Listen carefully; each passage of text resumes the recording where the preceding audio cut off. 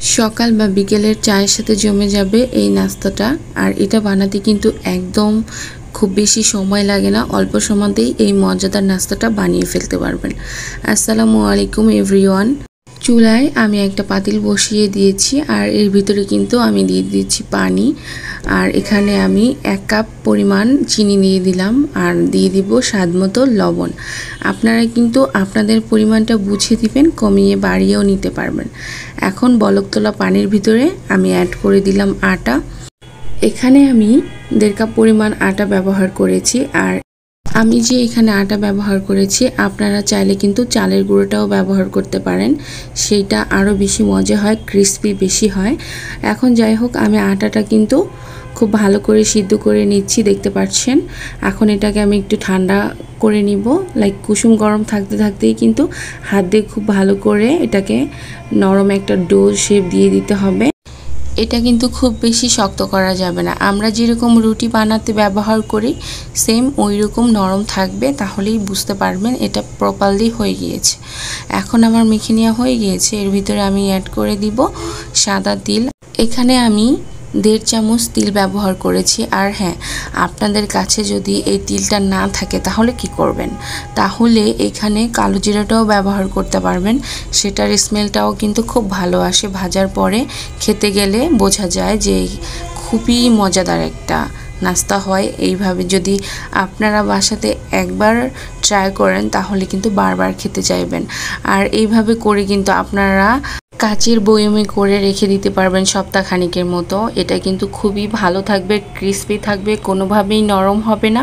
কিন্তু আপনাদের একদিকে খেয়াল রাখতে হবে, যখন বয়মের ভিতরে রাখবেন তখন যেন প্রপারলি ঠান্ডা হয়। যদি একটু গরম থাকে তাহলে কিন্তু ঘেমে যাবে আর এটা কিন্তু নষ্ট হয়ে যাওয়ার চান্স থাকবে। যাই হোক, এখন আমি একটা রুটি বেলে নিব। আমি কিন্তু ফার্স্টেই বলেছি, একদম আমরা যেরকম রুটি খাই সেরকম করেই ডোটা তৈরি করে নিয়েছি। আর একটা রুটি তৈরি করে নিয়েছি, দেখতে পাচ্ছেন এর পুরুত্বটা কীরকম।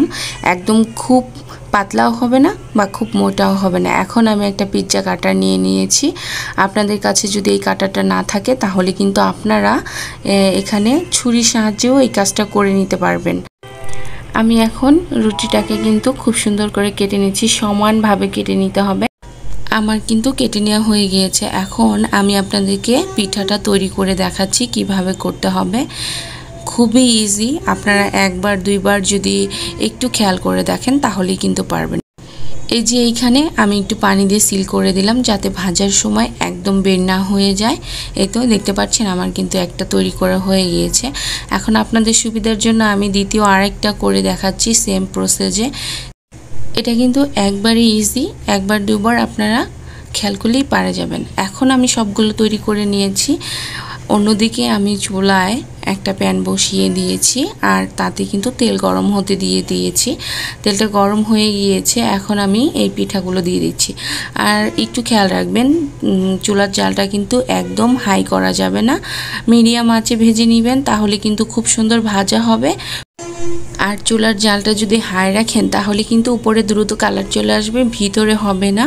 এখন আমি পিঠাগুলোকে উল্টিয়ে দিচ্ছি, সাবধানতার সাথে একটু উল্টাতে হবে।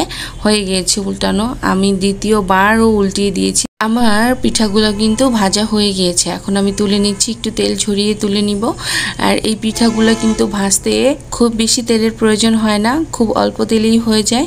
এই তো আমি এরকম করে সবগুলো পিঠা বানিয়ে ভেজে নিয়েছি, দেখতে পাচ্ছেন কতটা সুন্দর হয়েছে। আর আপনাদেরকে একটা একটু ভেঙে দেখাচ্ছি কতটা ক্রিস্পি, তাহলে আপনারা বুঝতে পারবেন। যদিও এখন একটু গরম অবস্থায় আছে, যখন ঠান্ডা হবে তখন কিন্তু আরও বেশি ক্রিস্পি হয়ে যাবে। কাছে গরমের চেয়ে ঠান্ডা হলেই বেশি ভালো লাগে খেতে। আশা করছি আজকের রেসিপিটা আপনাদের কাছে অনেক ভালো লেগেছে। আজকে এ পর্যন্তই। আসসালামু আলাইকুম এভরিওয়ান।